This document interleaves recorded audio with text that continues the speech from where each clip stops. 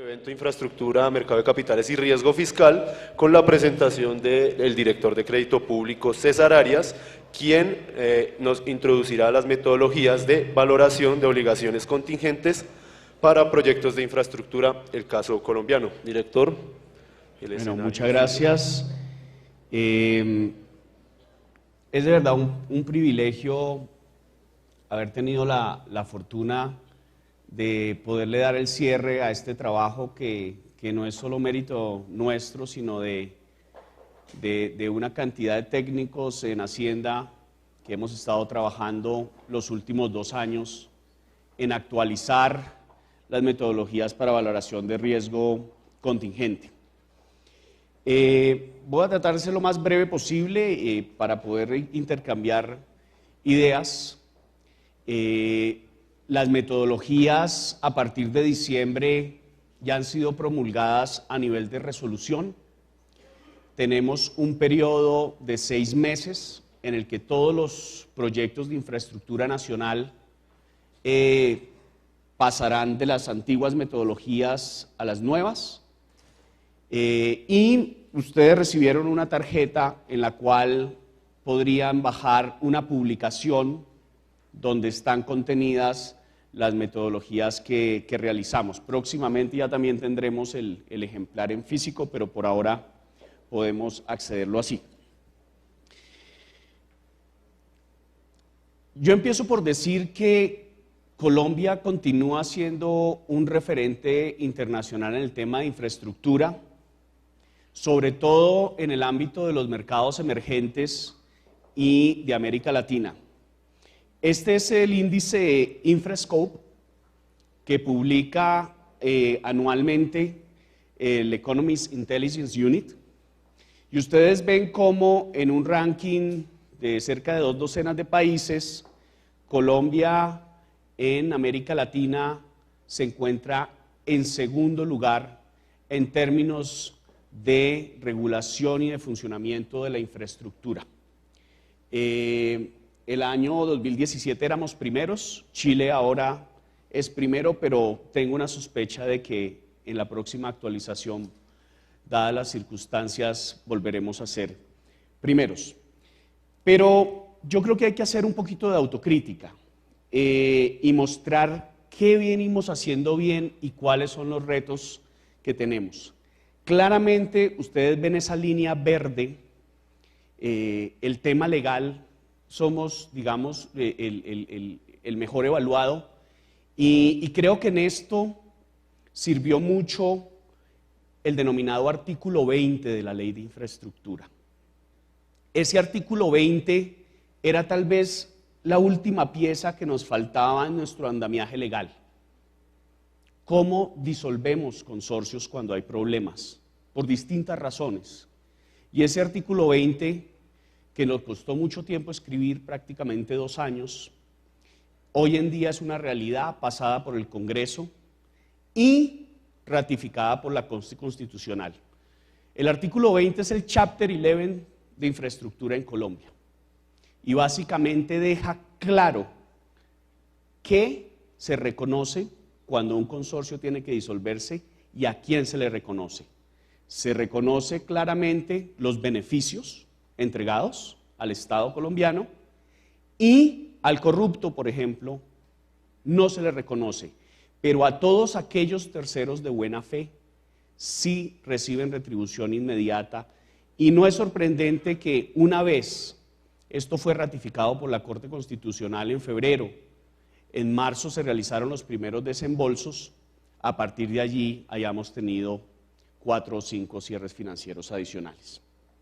Pero, ¿qué nos preocupa? Y ustedes ven esa línea morada en una tendencia precipitosa, es decir, en los demás rankings estamos entre el 1 y el 5 en América Latina y de repente en lo que tiene que ver con clima de inversión estamos de 17. Entonces, nuevamente, por el lado positivo nuestra normatividad es muy fuerte, por el lado de las instituciones, como lo mencionó la ministra, y yo no voy a ahondar ahí más, estamos mejorando aún más la ANI, la FDN, transporte, El tema de estructuras financieras no me voy a ahondar porque fue todo el panel pasado. Y lo que hablábamos del tema de los mercados.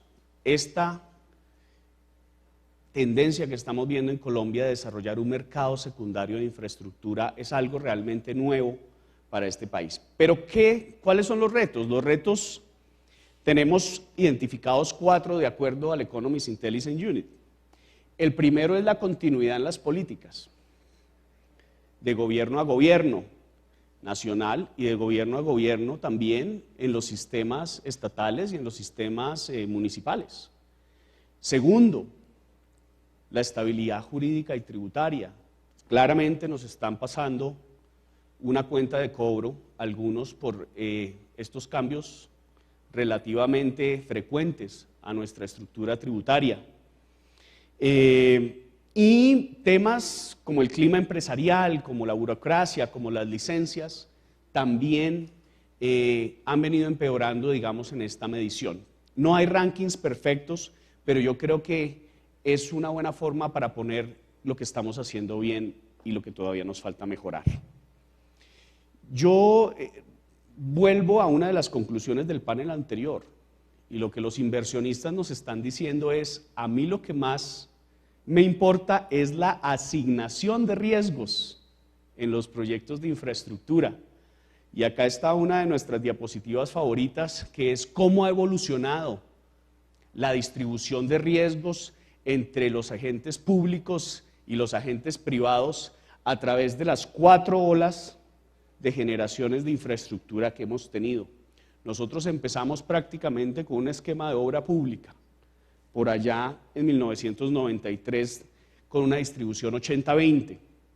Luego mutamos a una distribución más de 70-30 y hoy en día, digamos, en promedio, estamos entre 50-50 y 60-40, siendo 60 en el público y 40 en el privado.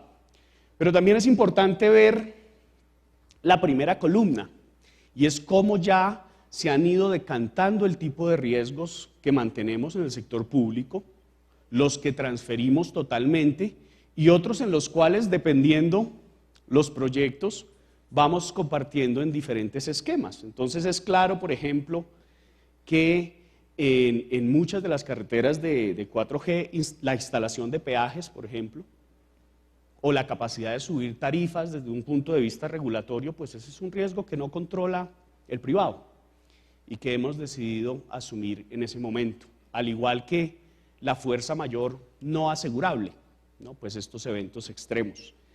En el otro lado, hay 3 riesgos que ya estamos transfiriendo de manera total. El OPEX, lo estamos transfiriendo, la financiación y la fuerza mayor asegurable. Y tenemos en la mitad, digamos, en estos esquemas compartidos, temas como el riesgo cambiario, como el tráfico, como el riesgo ambiental, como el riesgo predial y el cambio tributario, en el cual el mensaje del gobierno y de las autoridades y del último COMPES que realizamos de infraestructura fue: se pueden compartir los riesgos, pero de manera acotada, con criterios muy claros sobre qué genera qué. Vamos un poco a las metodologías. Nosotros hicimos una modernización de 2 grandes metodologías: tráfico y sobrecostos. ¿Qué hicimos en tráfico? No es que las metodologías anteriores fueran malas, es que la cantidad de información ha mejorado. Cuando nosotros empezamos por allá la 3G y la 4G, teníamos información prácticamente histórica de 2 o 3 carreteras en el país. Hoy tenemos una década de datos de tráfico muy depurados que nos han servido para mejorar también las metodologías. Cuando tú no tienes data, lo que hacíamos era simulaciones de Monte Carlo. Era básicamente iterar todos los estados posibles y tomar un percentil que en nuestro caso era el 95. Y eso generaba que ante tanta incertidumbre, en esta gráfica que tenemos acá a la izquierda, ustedes ven cuál era la línea verde, el tráfico real, y cuál era la asunción conservadora de ese resultado de las simulaciones de Monte Carlo, que era la línea azul. y podíamos tener en promedio desviaciones de 100, 120% ante esa incertidumbre. Hoy en día, la calidad de la data, que ha mejorado, y créanme que tiene mucho por mejorar, nos ha permitido ya modelar tráfico. Y en todos los proyectos de infraestructura, sobre todo vial, hemos visto 3 variables que son altamente significativas y explicativas de ese tráfico. Entonces pasamos de estas simulaciones a una regresión lineal en la cual el predictor número 1, digámoslo, es el PIB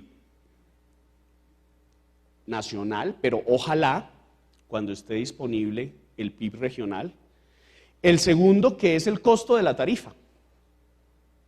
Entre más caro, pues más impacto en el tráfico y demás. Y, por ejemplo, y esto es muy colombiano, vimos el tema de los días hábiles. Y todos ustedes que van a, ¿cómo se llama? Anapoima, mesa de yeguas y estas cosas, es importante y significativo en el tráfico que nosotros tenemos. Pero dimos flexibilidad porque uno de nuestros expertos nos decía, ustedes son un país petrolero y ustedes no se imaginan cómo cambia el tráfico cuando se encuentra un pozo petrolero, diga usted en el Casanare, en el Meta, y se generan estas carreteras que prácticamente tienen un tráfico permanente. Entonces, esta es la principal refinación que hacemos y ustedes ven cómo vamos afinando ese rango de incertidumbre a través de esa regresión lineal. Ya no tenemos esas desviaciones de 116%, sino desviaciones que están más por allá en promedio en el orden del 6%. Muy importante que esto lo hicimos en casa, en el Ministerio de Hacienda, pero nosotros nos quisimos someter a los estándares más altos de control de calidad.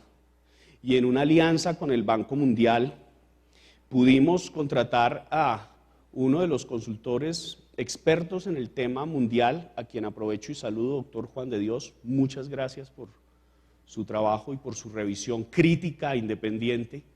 Y tenemos esa validación del Banco Mundial y del profesor emérito de la Universidad Católica de Chile. Con esto vamos a medir tráfico en los proyectos de infraestructura en Colombia. El segundo riesgo es un poquito más técnico, que son los sobrecostos.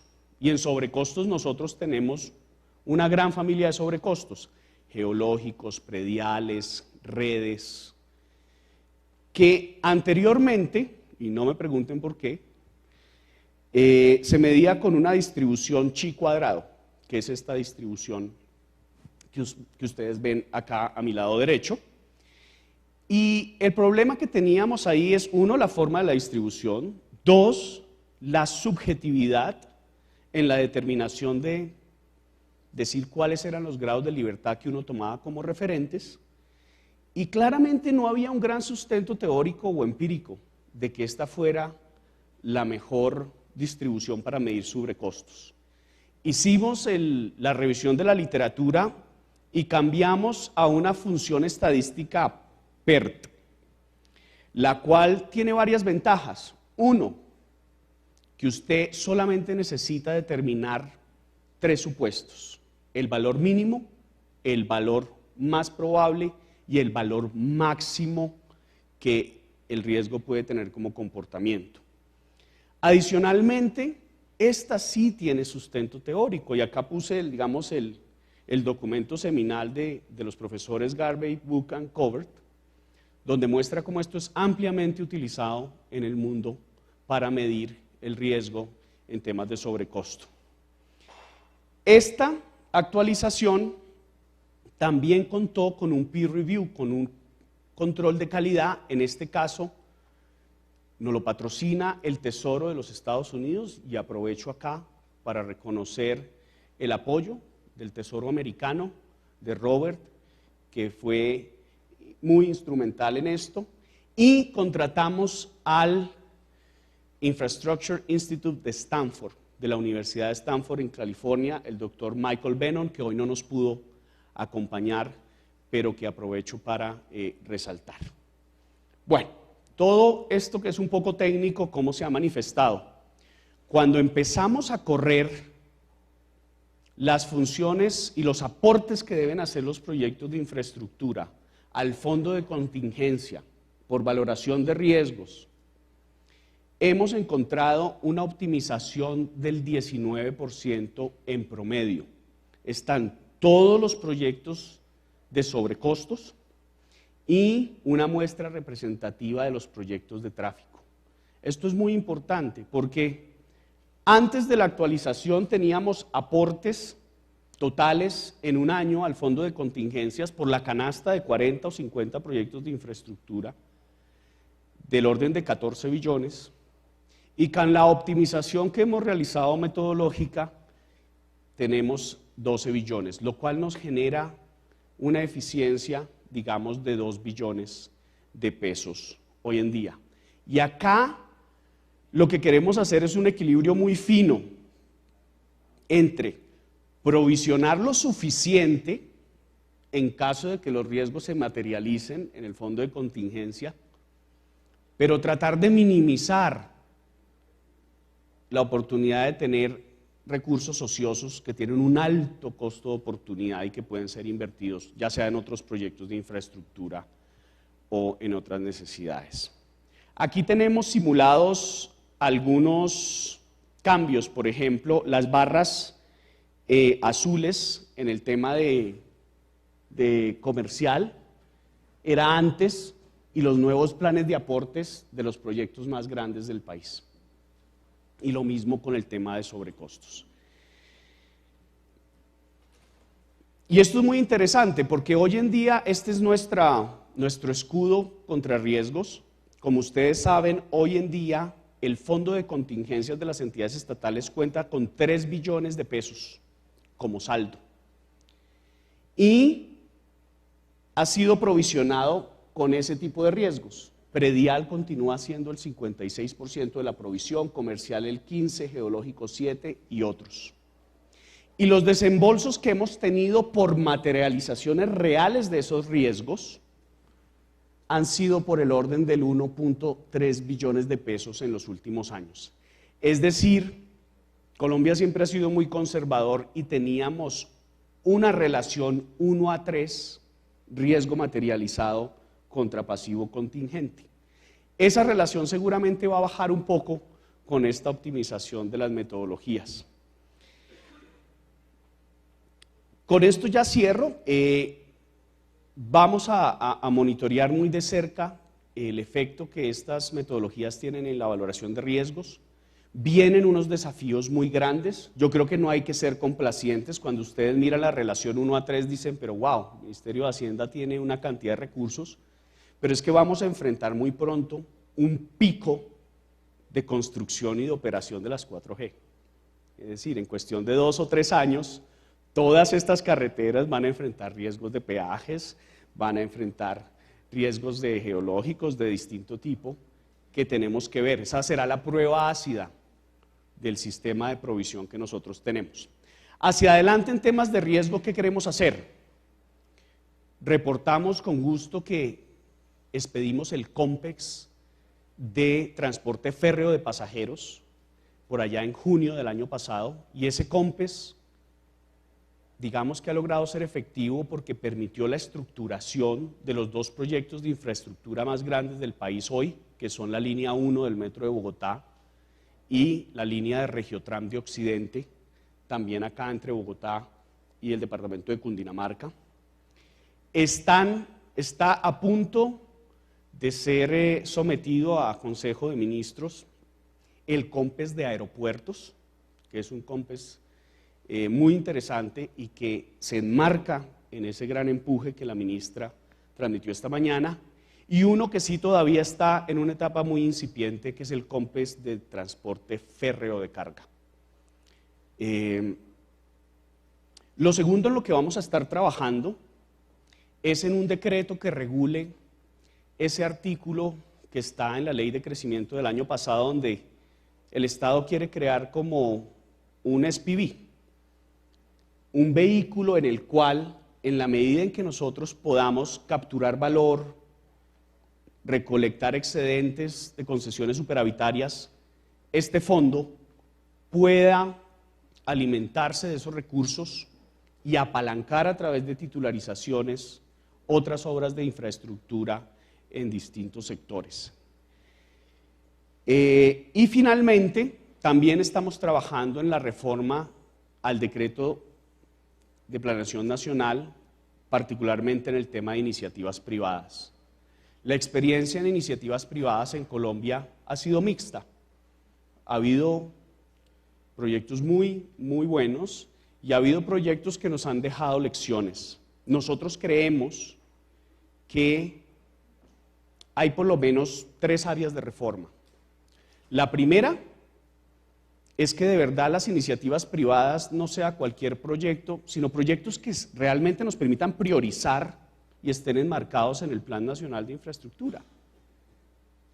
Y seguramente algunos diremos que no, porque no son prioritarios.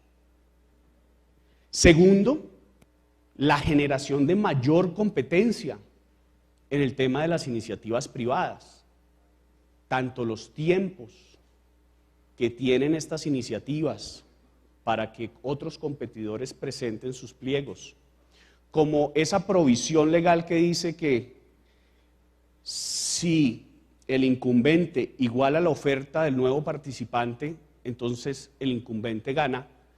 Nosotros creemos, y será sometido a debate, que no necesariamente incentiva la competencia y los mejores precios y los mejores resultados para estos proyectos.